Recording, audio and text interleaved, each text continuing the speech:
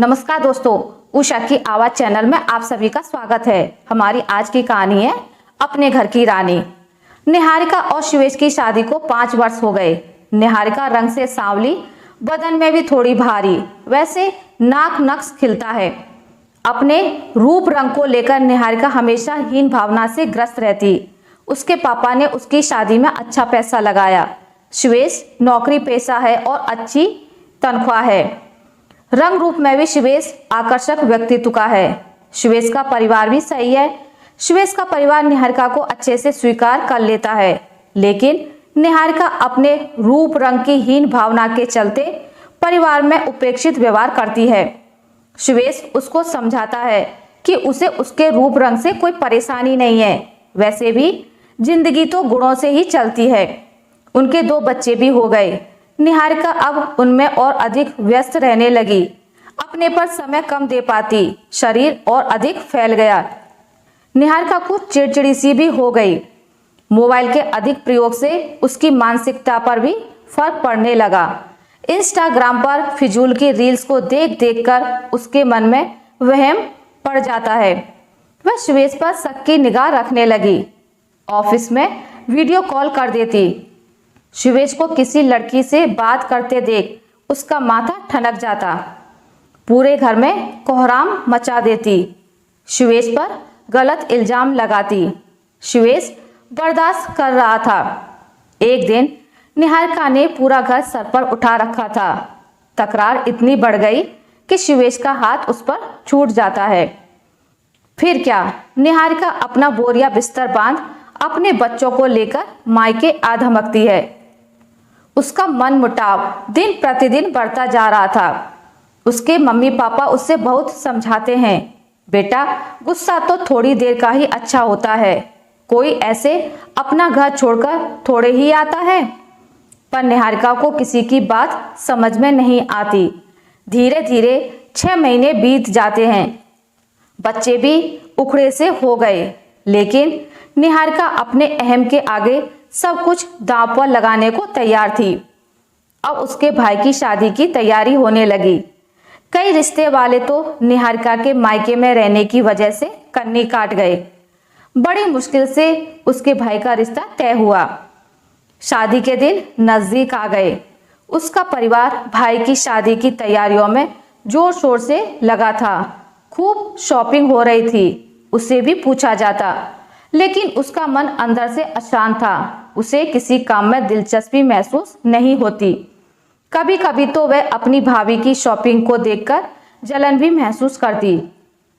एक दिन उसने अपनी मम्मी से कह भी दिया, मम्मी आपने मेरी शादी पर तो इतना जेवर नहीं चढ़ाया था, साड़ियाँ भी कुछ हल्की थी। उसकी मम्मी ने उसे समझाते हुए कहा, देख बेटा, तेरे समय पर जो बना वो हमने कर दिया, ऐसे कोई होड़ नहीं होती, और वैसे भी बहू तो घर की लक्ष्मी होती है। इतना सुनते ही वो निहारिका सोचने पर विवश हो गई, क्या अब इस घर पर मेरा कोई हक नहीं? उसके पापा ने उसे समझाया, बेटा तुम्हारा यह घर हमेशा है, जितना मन चाहे रहो, पर इन बच्चों को इनके घर से तो दूर मत करो।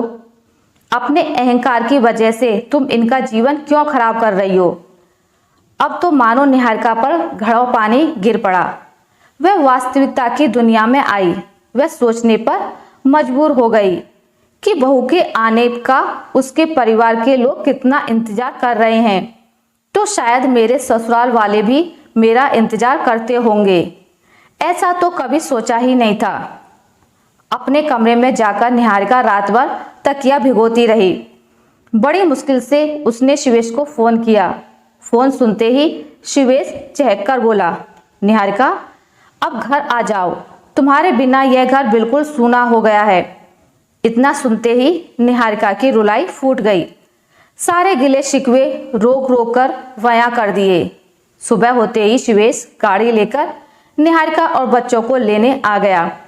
शिवेश को देखकर उसके घर परिवार के लोग बहुत खुश हुए। नाश्ता कराकर व टीका माथा कर उसको मायके वालों ने सबको विदा किया। निहारिका खुशी खुशी अपने घर लौट गई। आज उसके मन में कोई मैल नहीं था, ना ही अपने रंग रूप को लेकर कोई हीन भावना, ना शिवेश पर संदेह। उससे जीवन की वास्तविकता समझ में आ गई कि रूप रंग तो बाहरी आवरण है जो खास तौर पर रिश्ते कराने में काम आता है। रिश्तों में निभाव तो गुणों से ही होता है। निहारिका के मायके वाले भी खुश, उनकी बेटी का घर टूटने से बच गया। और वैसे भी भैया की शादी में निहारिका अपने ससुराल वालों के संग इज्जत से आएगी तो उनका भी मान बड़ा होगा। ससुराल पहुंचते ही उसकी सास उसे एकदम गले से लगा लेती है। बच्चे भी अपने घर को देखकर एकदम खिल जाते हैं। पूरा घर खुशियों से भर जाता है। आज निहारिका को महसूस हुआ कि वह तो सचमुच में अपने घर की रानी है। आज इस घर की खुशियां फिर से लौट आती हैं। सच बात है कि रिश्ते बड़ी समझदारी से निभाए जाते हैं। अगर बड़े लोग सही राय दें तो बहुत रिश्ते टूटने से बच जाएं। रिश्तों को निभाने के लिए प्रेम और विश्वास की बड़ी आवश्यकता होती है। और जिस घर में लोग सेतु बन जाएं तो शायद ही कोई रिश्ता टूटेगा।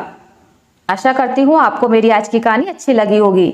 अगर आपको मेरी कहानी अच्छी लगी है तो इसे लाइक करें, ज़्यादा से ज़्यादा शेयर करें।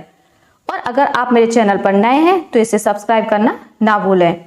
मिलते हैं एक नई कहानी के साथ, तब तक के लिए नमस्कार।